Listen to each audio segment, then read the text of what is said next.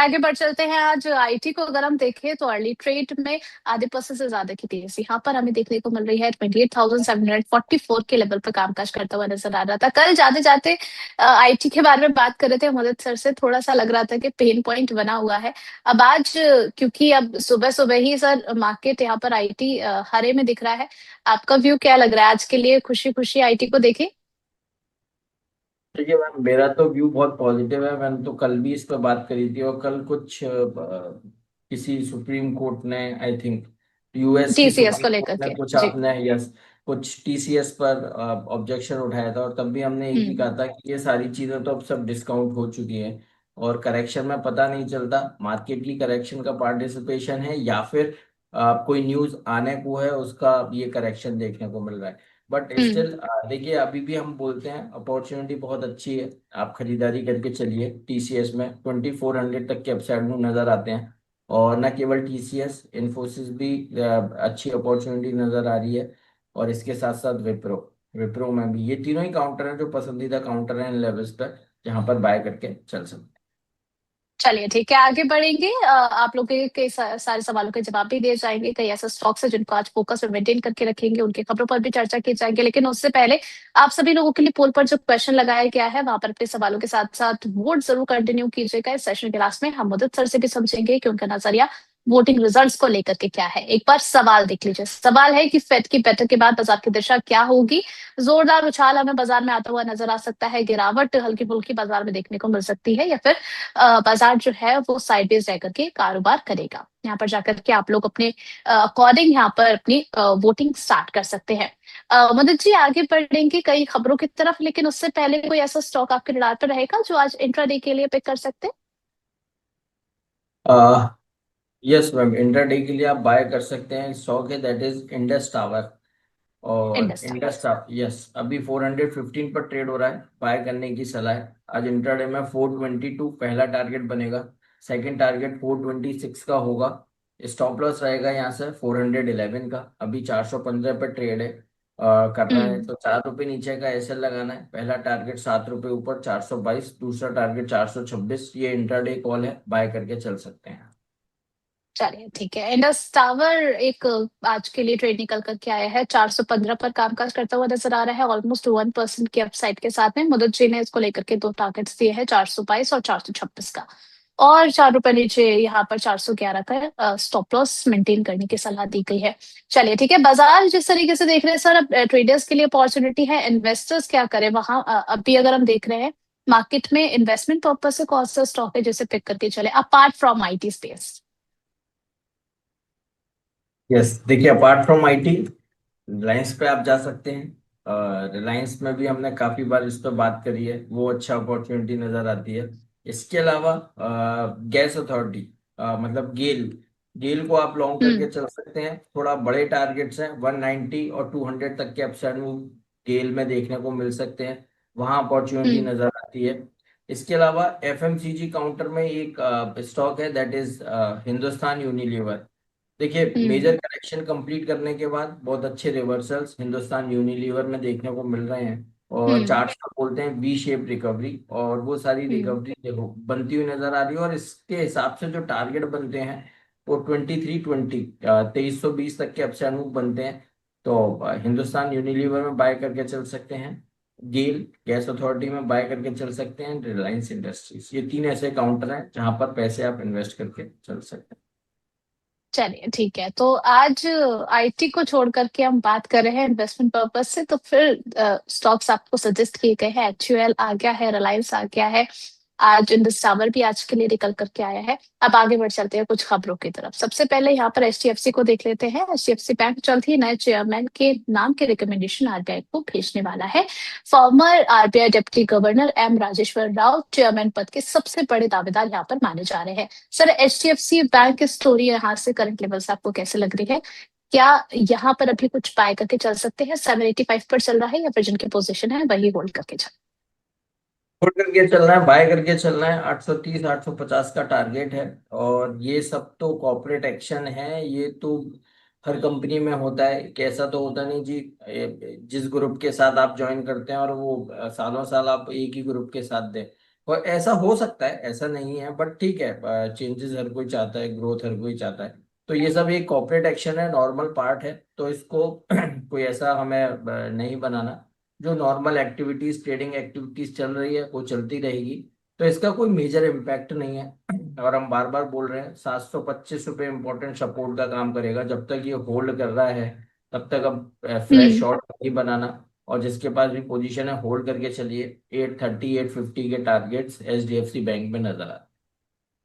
चलिए आगे बढ़ चलते हैं टाटा मोटर्स की तरफ। आने वाले क्वार्टर में अच्छे रिजल्ट्स रिपोर्ट करने की यहाँ पर एक्सपेक्टेशन की जा रही है कि जो व्हीकल बिजनेस इंडस्ट्री है वहां पर एक अच्छा परफॉर्मेंस टाटा मोटर्स का देखने को मिल सकता है, क्योंकि कंपनी नए मॉडल्स लॉन्च करेगी और मल्टीपल फ्यूल ऑप्शन पर भी फोकस करेगी। गवर्नमेंट भी इधर फोकस कर रही है, कंपनी का भी जो है वो डायरेक्शन इसी तरफ बढ़ता हुआ नजर आ रहा है।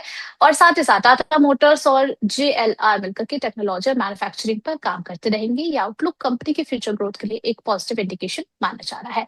टाटा मोटर्स पैसेंजर व्हीकल की बात करें तो 387 के लेवल्स पर कामकाज करता हुआ नजर आ रहा है सर। 1.5% से ज्यादा की यहाँ पर आज अर्ली ट्रेड में गिरावट देखने को मिल रही है।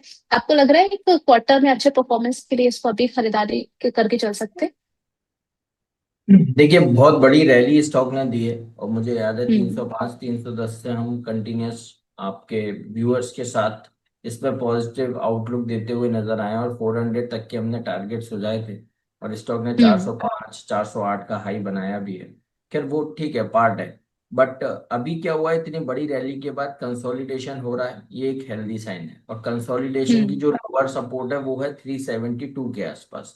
तो हम्म। नटशेल मेरा कहने का पर्पस ये है, जब तक 372 होल्ड करता है तब तक आपको पोजीशन से एग्जिट नहीं लेना। और 372 का कहीं भी ब्रेकडाउन होगा तो हेड एंड शोल्डर पैटर्न जो बियरिश साउंड करता है उसका ब्रेकडाउन देखने को मिलेगा।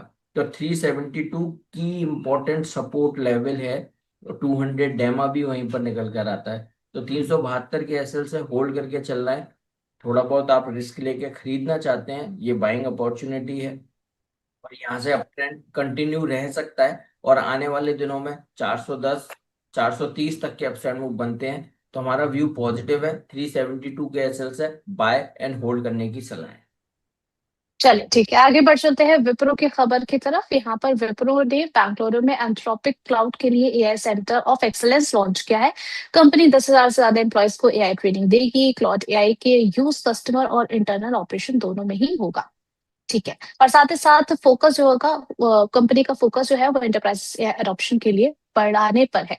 अब विप्रो की अगर हम बात करें तो आज आधे परसेंट से ज्यादा की तेजी देखने को मिल रही है। 184 के लेवल पर कामकाज करता हुआ आ रहा है विप्रो। मदन जी, विप्रो को लेकर के आपका व्यू क्या रहेगा? मैम ऑलरेडी अभी डिस्कस किया, और ये तो सब जो आपने, जी। ये सारा पॉजिटिव ही है।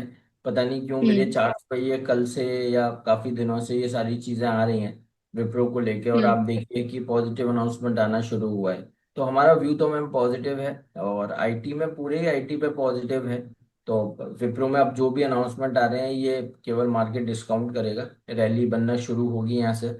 और बेयर मिनिमम 200 के टारगेट है। टारगेट हमारे थोड़े से कम हुए हैं क्योंकि स्टॉक में करेक्शन आई है। बट सबसे पहले 200 अब बनेगा यहाँ से, उसके बाद 212, और फिर 230 तक के अपसाइड मूव बनेंगे। हमारा व्यू बहुत ज्यादा पॉजिटिव है आईटी को लेके। आईटी के सारे ही स्टॉक्स में पॉजिटिविटी है।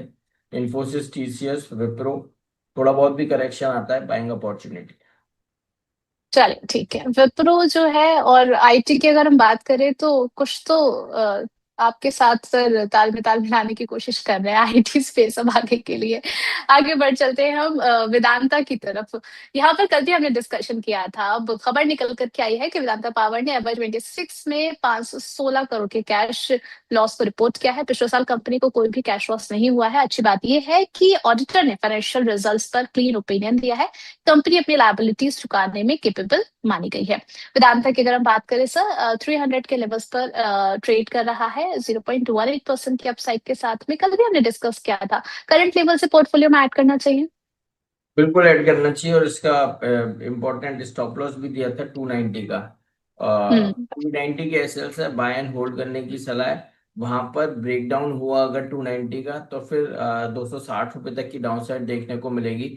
बट मार्केट सिनेरियो के हिसाब से लग रहा है कि यहाँ पर सपोर्ट आना चाहिए, क्योंकि मेजर जो कॉर्पोरेट एक्शन था, डीमर्जर था, वो सारी चीजें हो चुकी हैं। और उसके बाद हम्म। अब स्टॉक भी फ्री हो चुका है एक बढ़िया अपसाइड के लिए। तो अब बस प्रीवियस स्विंग सपोर्ट के पास भी है, तो यहाँ पर अपॉर्चुनिटी बनती है, तेजी बननी चाहिए। और आप 290 के एसएल से बाय एंड होल्ड करके चल सकते हैं। चलिए ठीक है, यहाँ पर आगे बढ़ चलते हैं जेके सीमेंट की खबर की तरफ। जेके सीमेंट ने FY 26 के लिए 200% फाइनल डिविडेंड अनाउंस किया है शेयर होल्डर्स को। ₹10 फेस वैल्यू के हर शेयर पर ₹20 का डिविडेंड मिलेगा। रिकॉर्ड डेट 10 जुलाई 2026 रखी गई है। डिविडेंड की जो न्यूज है वो इन्वेस्टर्स के लिए काफी पॉजिटिव मानी जा रही है। काउंटर की बात करें, 5228 के लेवल्स पर काम कर रहा है। 1.5% जो है उससे ज्यादा की गिरावट यहाँ पर अर्ली ट्रेड पे देखने को मिल रही है। हाई लगाया था 5310 का। सर, जेके सीमेंट पर आपका व्यू क्या रहेगा? यहाँ पर पोजीशन को होल्ड करना है? हाँ मैम, एक बार होल्ड करके चल सकते हैं, और स्ट्रिक्ट स्टॉप लॉस रहेगा 5150 का, क्योंकि स्टॉक ने 4600 से कंटिन्यूअस रैली दिखा रहा है और 5350 हम्म। तक के हाईज अभी बने हैं। और आज थोड़ी प्रॉफिट टेकिंग है। देखिए, ऐसा ना हो कि यहाँ पे कोई ट्रैपिंग हो जाए, तो बेटर ये है हम्म। आप 5150 के एसएल से आप होल्ड करके चलिए। कहीं भी इसका ब्रेकडाउन होता है तो पोजीशन से एग्जिट करने की सलाह होगी, अदरवाइज आप होल्ड करके चल सकते हैं। चलिए ठीक है सर, आपसे बातचीत होती है तो आप कहते हैं कि देखिए, जो सेबी के जो भी केसेस अगर किसी कंपनी के लिए चल रही है, या फिर इसी तरीके से अगर कोई एलिगेशन है, तो कंपनी को थोड़ा सा अवॉइड करना चाहिए। लेकिन अब यहाँ पर हटते हुए नजर आए हैं प्राइम फोकस के लिए। प्राइम फोकस को सेबी से राहत मिल चुकी है। कंपनी पर गलत फाइनेंशियल रिजल्ट्स दिखाने के आरोप साबित नहीं हुए हैं। सेबी ने कंपनी के खिलाफ चल रही प्रोसीडिंग बंद कर दी है। इस खबर को कंपनी के लिए पॉजिटिव डेवलपमेंट माना जा रहा है। 5% ऊपर भी है आज प्राइम फोकस। आप फोकस मेंटेन कर लें इसमें? देखिए, कर सकते हैं, लेकिन करने के लिए स्कोप ही नहीं बचा ना। आप हम्म। कितना भी फोकस करिए, लेकिन स्टॉक में अपर सर्किट लगा हुआ है। और हम्म। मैं एक ही चीज बोलूंगा, अगर फोकस करना है तो और भी बहुत सारी चीजें हैं, वहां पे आप फोकस कर सकते हैं। और इस स्टॉक में एक ही चीज है, देखिए अभी भी कंटिन्यूस ये डाउन ट्रेंड में है, नो डाउट।